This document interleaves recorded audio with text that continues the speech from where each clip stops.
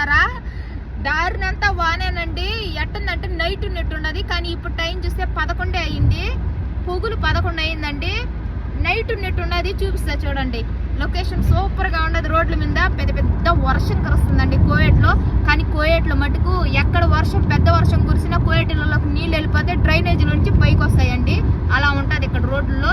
కానీ చాలా జాగ్రత్తగా డ్రైవింగ్ అయితే చేయాలి. ఇప్పుడైతే ఎక్కువ యాక్సిడెంట్లు అయిపోతాయి, ఎందుకంటే టైర్లు జారి వానలకి. చూపిస్తా చూడండి. చూసారా ఫ్రెండ్స్, ఇలా పోతున్నారు.